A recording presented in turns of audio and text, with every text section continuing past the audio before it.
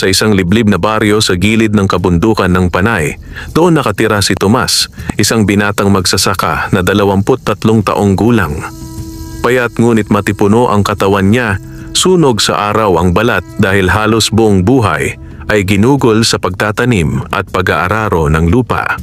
Maaga siyang naulila sa ama at ang kanyang ina ay may sakit sa baga na matagal nang nagpapahirap sa kanila.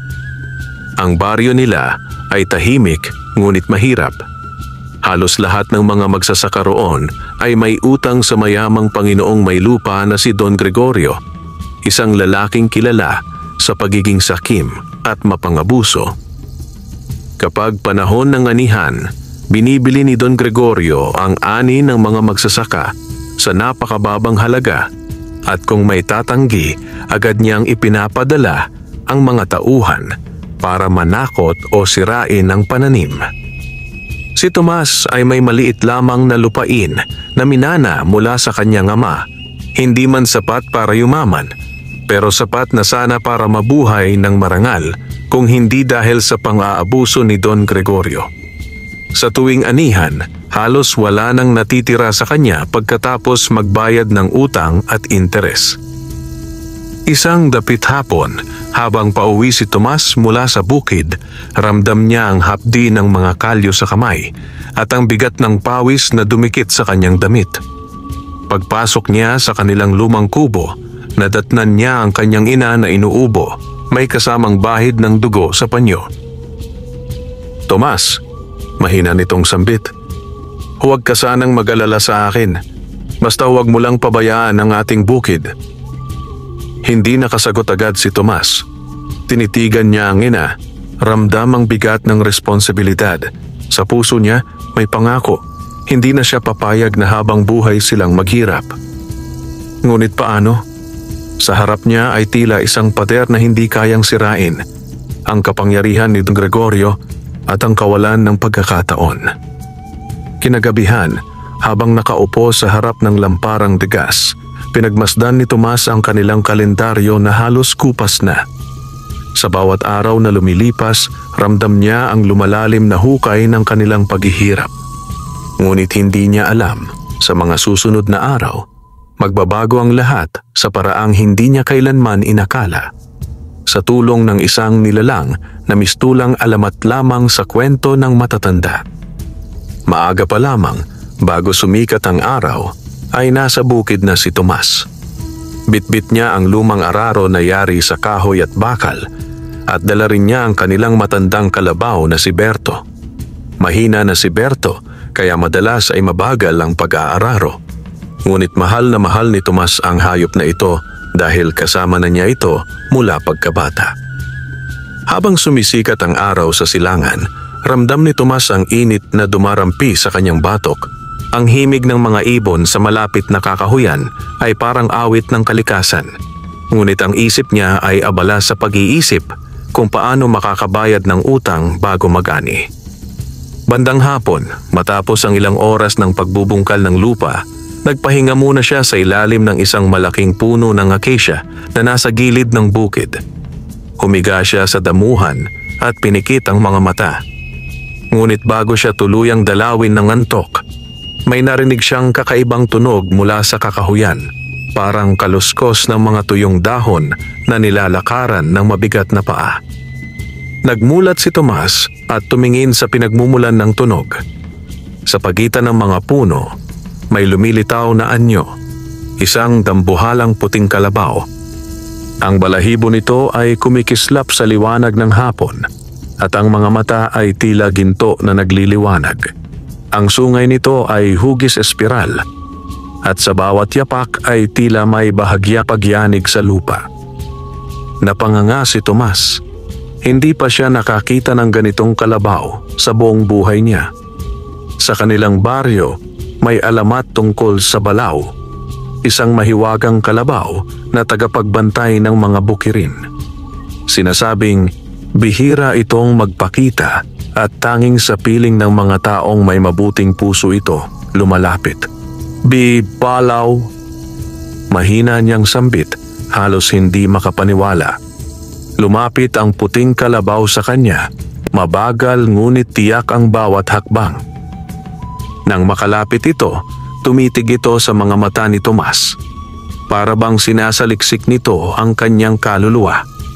Maya-maya'y yumuko si Balaw at mula sa bibig nito ay nahulog ang isang bagay na kumislap sa damuhan. Dahan-dahan itong pinulot ni Tomas, isang gintong ngipin. Mainit-init pa ito na para bang kagagaling lang sa isang buhay na nilalang. Hindi alam ni Tomas kung ano ang gagawin, ngunit biglang nagsalita si Balaw sa pamamagitan ng tinig na diretsong pumapasok sa kanyang isip. Tomas, ito'y handog para sa iyo. Sa ngiping ito, anumang iyong itanim ay uusbong na parang tinulungan ng hangin at ulan ng langit. Ngunit tandaan mo, huwag mo itong gagamitin sa kasamaan sapagkat ang biyaya ay nagiging sumpa kapag inabuso. Nanlaki ang mga mata ni Tomas. Ngayon lang siya nakaranas ng ganitong mahiwagang bagay. Hindi na niya namalaya na napangiti siya, ngiti ng pag-asa. Ngunit may bahid din ng kaba sa kanyang dibdib. Bago siya muling makapagsalita, biglang lumakad si Balaw pabalik sa gubat at ilang saglit lang ay nawala ito sa kanyang paningin. Naiwan si Tomas, hawak ang gintong ngipin na kumikislap sa ilalim ng papalubog na araw. Iniisip kung paano magbabago ang buhay niya mula sa araw na iyon. Kinabukasan, halos hindi nakatulog si Tomas sa kakaisip sa mahiwagang puting kalabaw at sa gintong ngipin na ibinigay nito. Sa bawat pagdampi ng liwanag ng lampara sa gintong ngipin, tila kumikislap ito na parang may buhay. Minsan ay parang may maliliit na guhit na gumagalaw sa ibabaw nito, para bang may mga simbolo o ukit na hindi niya maintindihan. Maaga siyang bumangon at pumunta agad sa kanilang maliit na bukid. Kasama niya si Berto na tila masigla kaysa kahapon, marahil ay nahawa sa kakaibang sigla ng kanyang amo. Sa gilid ng bukid, may nakatabing maliit na supot na yari sa telang juicy. Dito niya inilagay ang gintong ngipin para hindi mawala. Habang nakatayo sa gitna ng lupang tuyot at bitak-bitak, bigla niyang naisip ang sinabi ni Balaw. Anumang iyong itanim ay uusbong na parang tinulungan ng hangin at ulan ng langit. Hindi na siya nag-aksaya ng oras. Kumuha siya ng ilang butil ng mais mula sa lumang sako at tinanim ito sa isang maliit na bahagi ng lupa. Bago niya tabunan ng lupa ang mga butil, tinampian niya ito ng gintong ngipin, marahan, para bang may ritual. Ramdam niya ang kakaibang init na nagmumula sa ngipin habang ito ay humahaplos sa mga butil. Pagkatapos, tinabunan niya ng lupa at nagsimulang mag-araro sa ibang bahagi. Ngunit habang patuloy siya sa trabaho, napansin niyang kakaiba ang nangyayari. Sa loob lamang ng ilang oras, may sumisibol ng luntiang usbong mula sa lupang kanyang tinamnan.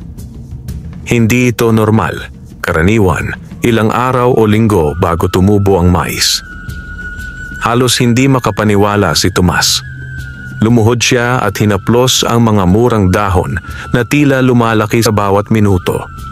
Ang halimuyak ng sariwang halaman ay sumisingaw sa hangin at parabang ang buong bukid ay binabalot ng bagong pag-asa. Pagsapit ng hapon, ang mga usbong ay umabot na sa tuhod niya. Kinabukasan, pagbalik niya, halos may bunga na ang ilan. Sa loob lamang ng 3 araw, puno na ng hinog na mais ang maliit na bahagi ng bukid.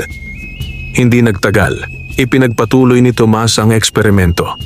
Tinanim niya ang natitirang mga buto ng palay, gulay at maging mga halamang gamot. Lahat ng ito ay lumago na parang may himala. Sa loob lamang ng 1 linggo, ang dati niyang tuyot at payat na bukid ay naging luntian at hitik sa ani. Ngunit hindi pa alam ng ibang tao sa baryo ang sikreto niya. At ayaw muna niyang ibunyag, baka agawin o pagsamantalahan ito ng iba. Kaya tuwing may dadaan, kunwari abala lamang siya sa pagtatanim at pag-aalaga, na parabang natural lamang ang paglago ng kanyang pananim. Habang nakaupo siya sa gilid ng bukid, isang dapit hapon, hawak ang gintong ngipin at pinagmamasdan ng ani, hindi niya maiwasang magtanong sa sarili.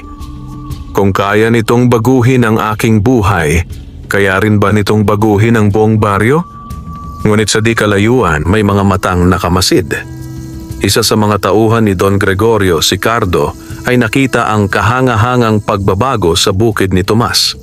Tahimik itong umalis pabalik sa mansyon upang ibalita sa kanyang amo ang kanyang nakita at doon magsisimula ang mga unang panganib. Isang linggo matapos niyang unang gamitin ang gintong ngipin ni Balaw, nag-iba ang tanawin ng bukid ni Tomas. Mula sa malayo, kitang-kita ang luntiang kulay na kumakapal sa kanyang lupa, parang karagatan ng berde na kumikislap sa ilalim ng araw. Ang mga bunga ng mais ay bilugang-biluha, mabibigat at punong-puno ng butil.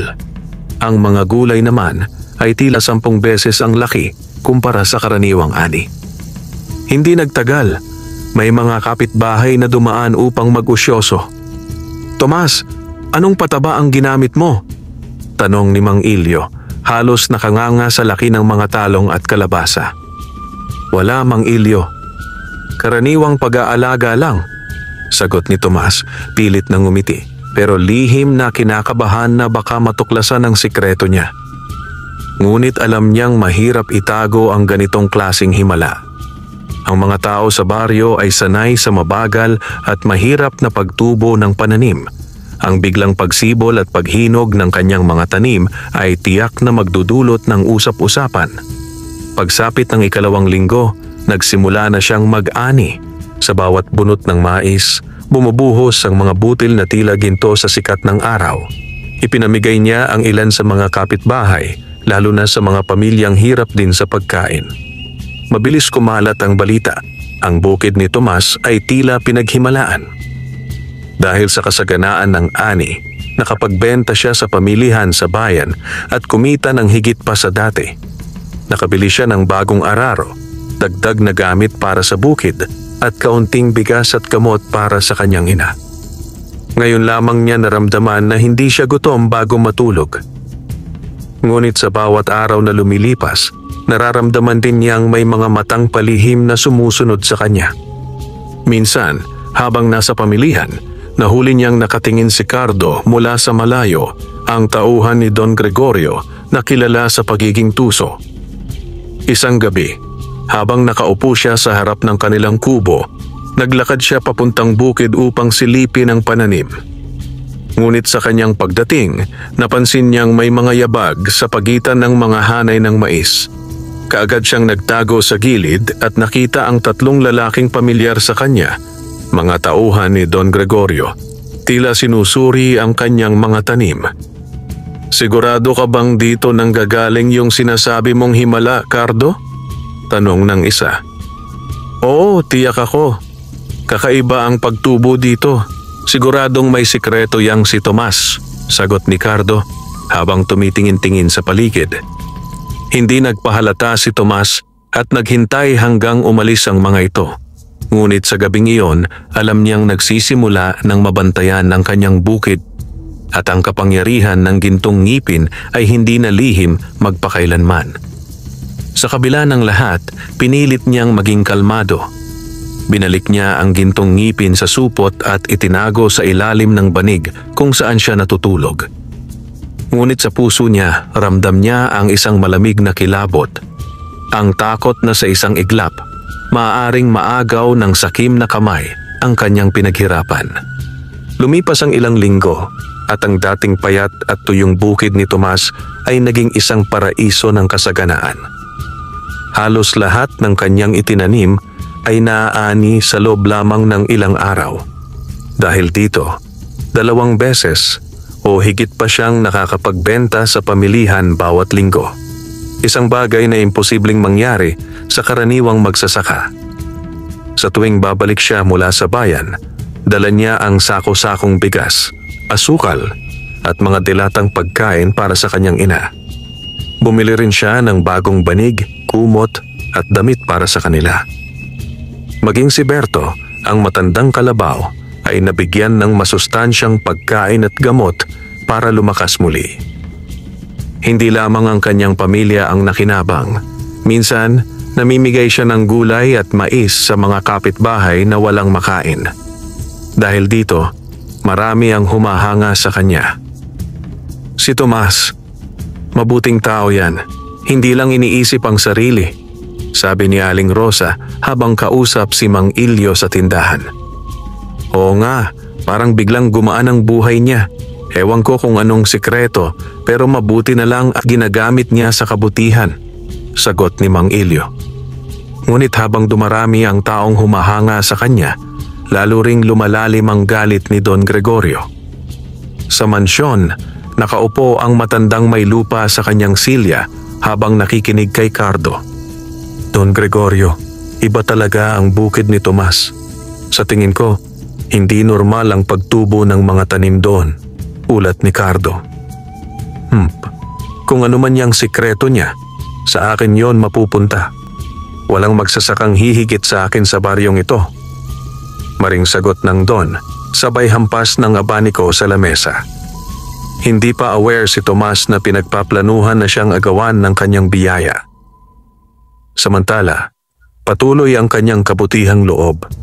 Pinagawa niya ng bubong ang lumang kubo nila para hindi na tumutulo tuwing umuulan. Naglagay siya ng maliit na patubig sa bukid gamit ang kinita niya. Para sa kanya, ang lahat ng ito ay bunga ng pagsisikap at pagpapala ni Balao. At alam niyang hindi niya dapat sayangin o gamitin sa masama. Ngunit may isang gabi, habang nagbibilang siya ng kinita, napansin niyang parang mas mabigat ang supot ng gintong ngipin. Nang hawakan niya ito, may maririnig na bahagyang pag-ugong, parang mababang tunog ng alon sa ilalim ng lupa. Napakunot ang kanyang noo. Bakit kaya? Tanong niya sa sarili.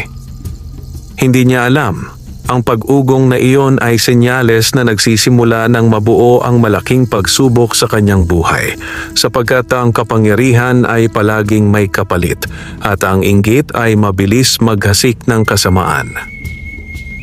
Sa kabila ng kasiyahan sa baryo dahil sa kabutihang ginagawa ni Tomas, sa kabilang dako ay nag-aapoy sa galit si Don Gregorio.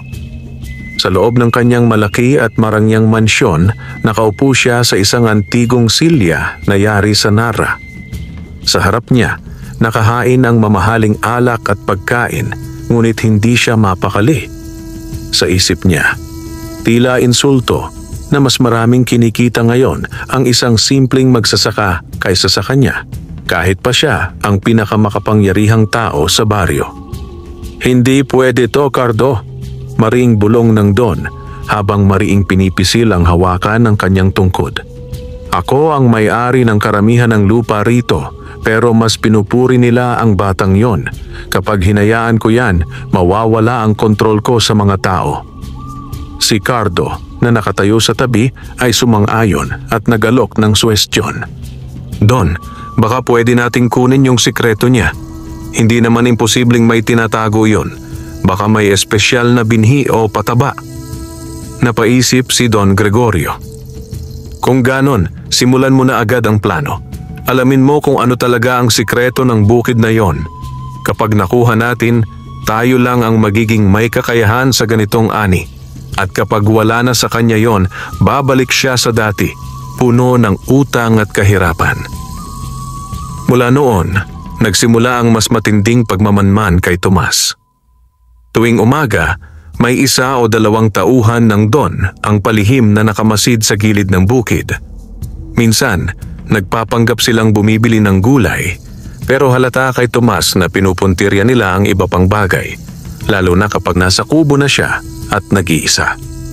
Isang hapon, habang nagdidilig siya ng pananim, lumapit si Cardo at nagkunwaring interesado sa paraan ng pagtatanim ni Tomas.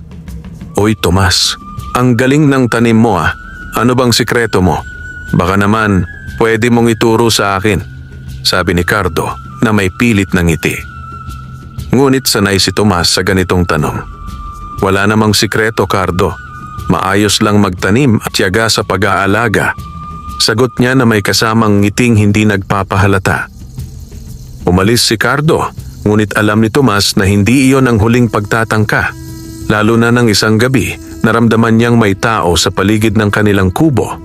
Tahimik siyang bumangon, kinuha ang itak at dahan-dahang lumabas. Sa liwanag ng buwan, nakita niya ang anino ng dalawang lalaki na palihim na sumusungkit ng supot mula sa bintana. Mabilis siyang kumilos at sumigaw. "Hoy, sino kayo?" Nagkandara pa sa takbo ang mga lalaki, dala ang isang maliit na sako ng gulay na nakaimbak sa loob ng kubo.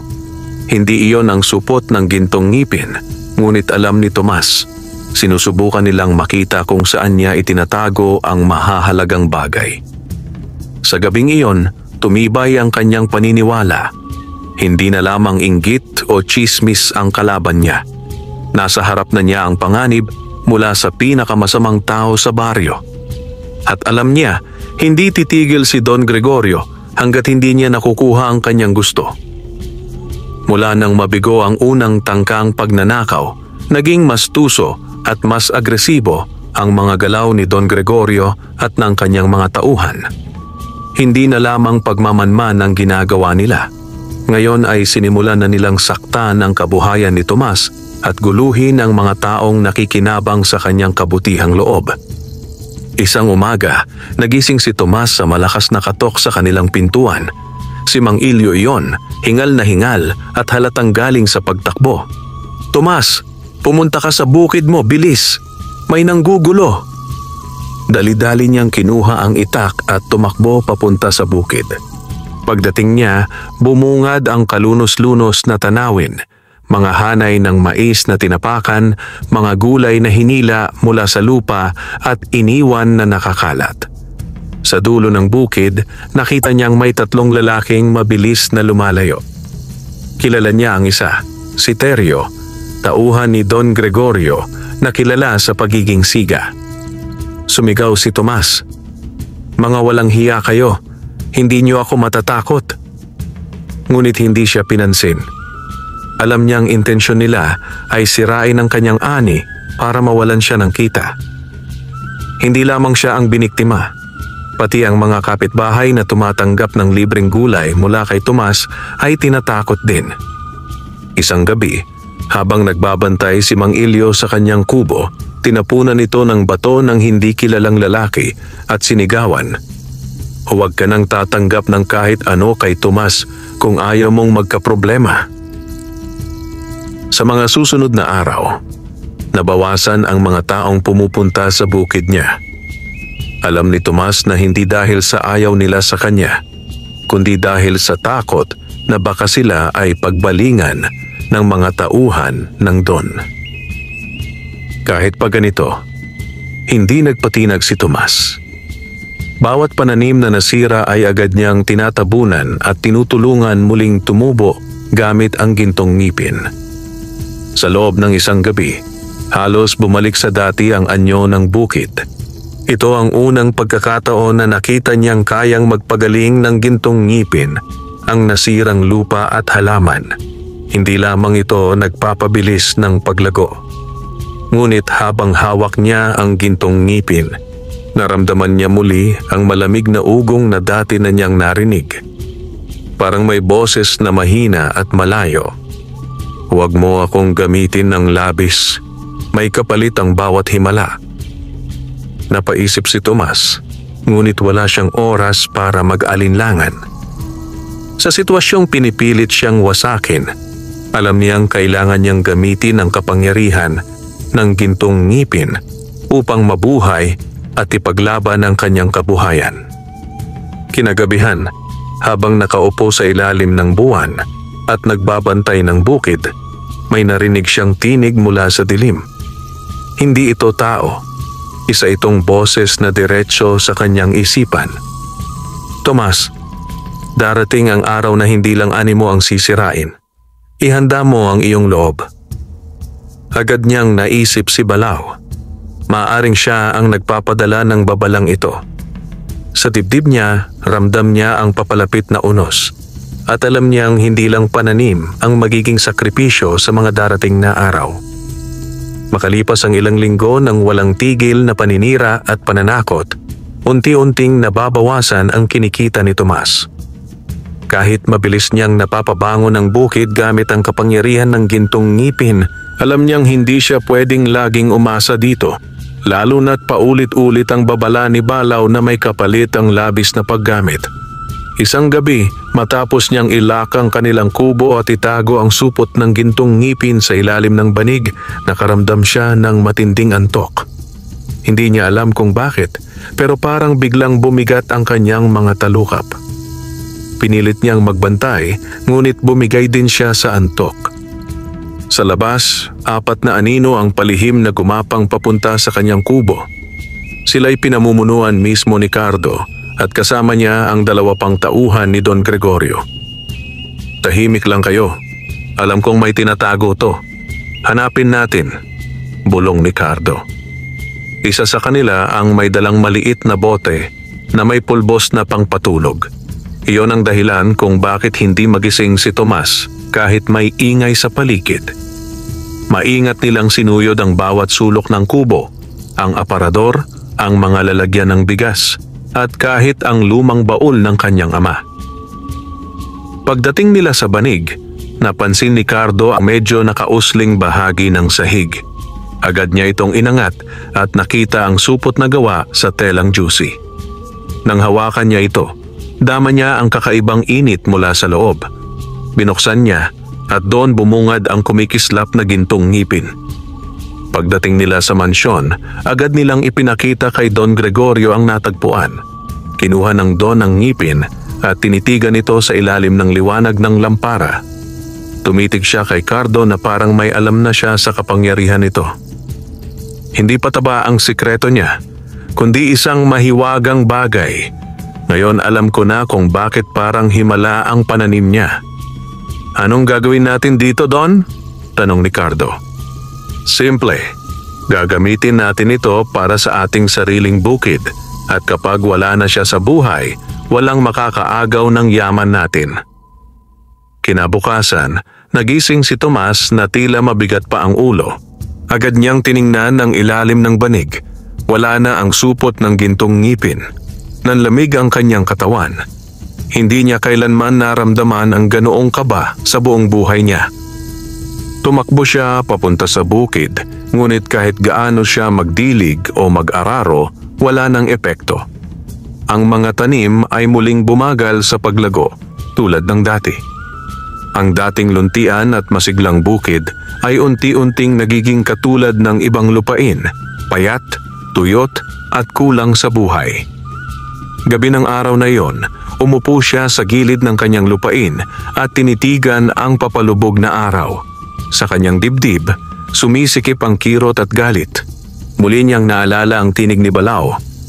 "Huwag mong gagamitin sa kasamaan." Ngunit ngayon, nasa kamay na ito ng isang taong sakim. At alam ni Tomas, kung hindi niya mababawi ang gintong ngipin, hindi lang siya ang mawawalan, kundi pati ang lahat ng umaasa sa kanyang ani.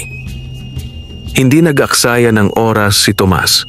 Alam niyang kapag hinayaan si Don Gregorio na magmay-ari ng gintong ngipin, mabilis itong gagamitin sa pansariling kapakinabangan at para palalain ang pang-aabuso sa baryo. Gabi matapos manakaw ang gintong ngipin, habang nakaupo si Tomas sa gilid ng tuyong bukid, narinig niyang muli ang mabigat na yabag mula sa kakahuyan. Sa ilalim ng malamlam na buwan, lumitaw si Balaw, ang puting kalabaw na may gintong mata. Ngunit ngayong gabi, mas seryoso ang aura nito at tila mas mabigat ang presensya. "Tomas," bulong ng tinig sa kanyang isipan. "Nasa kamay na ng kasamaan ang biyayang ibinigay ko. Kung hindi mo ito mababawi bago sumikat ang 3 araw, magbabalik ang lupain sa pagiging baog sa loob ng 10 taon. Nanlaki ang mata ni Tomas. "Paano ko mababawi, Balaw? May mga tauhan siya at wala akong kapangyarihan laban sa kanila." Lumapit si Balaw at idinikit ang kanyang noo sa balikat ni Tomas. Sa isang iglap, parang may dumaloy na lakas mula sa hayop papunta sa kanya. Ramdam niya ang puwersang hindi niya pa naramdaman noon. Para bang kaya niyang tumakbo ng mas mabilis, humawak ng itak ng mas matatag at makipaglaban ng walang takot. Ang tapang na walang kabutihan ay magiging kasamaan, pero ang kabutihang walang tapang ay magiging kawalan, bulong ni Balao.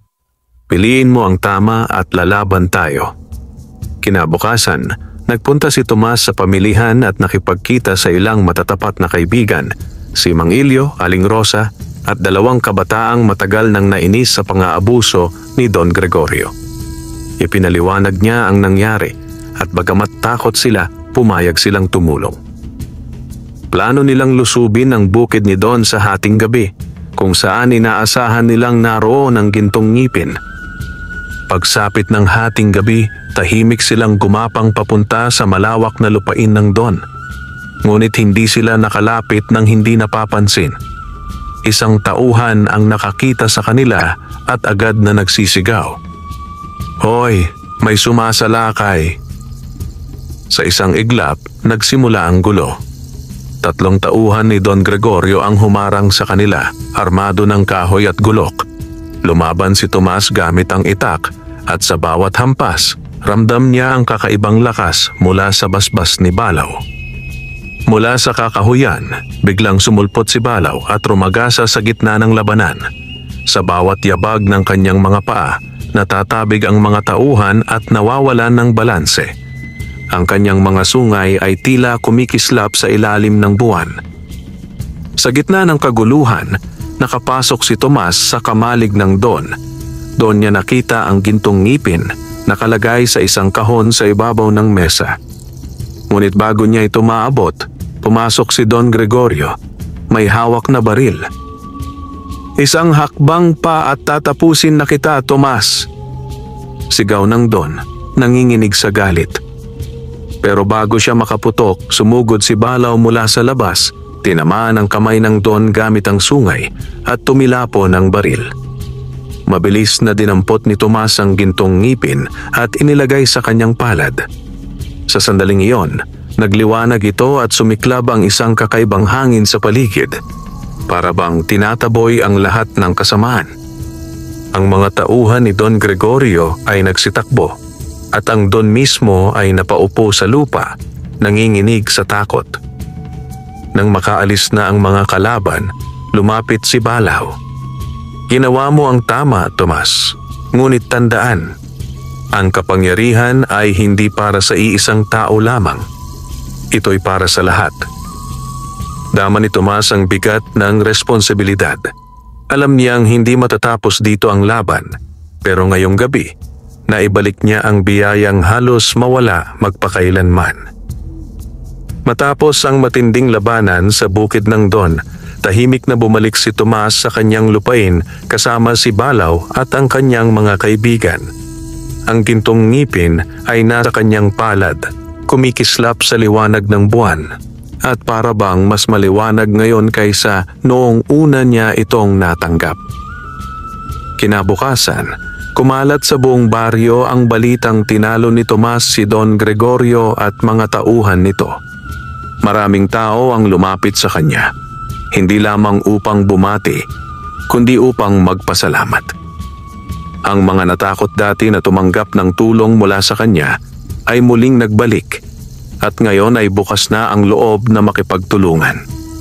Si Don Gregorio, sa kabilang banda, ay nawalan ng takot na kapitan. Marami sa kanyang mga tauhan ang umalis na, takot sa kung anong kapangyarihan ang nasa panig ni Tomas. At bagamat nanatili pa rin siya sa baryo, unti-unti siyang naisantabi. Wala nang sumusunod sa kanya gaya ng dati. Isang gabi, nakaupo si Tomas sa ilalim ng malaking puno ng acacia. Hawak-hawak ang gintong ngipin. Dumating si Balao, tahimik ngunit ramdam ang presensya sa paligid. "Tomas," bulong ng tinig sa kanyang isipan, "pwede kang manatiling may kapangyarihan magpakailanman, ngunit alalahanin mo, ang kapangyarihan ay may kapalit. Ang paggamit ng labis ay maaaring magbukas ng pinto para sa kasakiman kahit sa puso ng mabuting tao." Napatingin si Tomas sa kanyang bukid na ngayon ay muling luntian at puno ng buhay. Naisip niya ang lahat ng nangyari, ang hirap, ang laban at ang kasakiman ni Don Gregorio. Naunawaan niya na kung patuloy niyang gagamitin ang kapangyarihan para lamang sa sarili, mauuwi siya sa parehong landas ng kanyang kaaway. Kaya't huminga siya ng malalim at tumingin kay Balao. Balao, salamat sa lahat ng tulong mo. Ngunit naniniwala akong oras na para ibalik ko sa iyo ang gintong ngipin. Kung itinadhana mong maging para sa lahat ang biyayang ito, dapat ay hatiin natin, hindi itago. Lumapit si Balao at dahan-dahang kinuha mula sa palad ni Tomas ang gintong ngipin. Nang maisubo ito muli, isang liwanag ang bumalot sa buong bukid. Sa isang iglap, hindi lamang lupa ni Tomas ang naging luntian. Pati ang mga kalapit na bukid ng mga kapitbahay ay nabuhay at nagbunga ng sagana.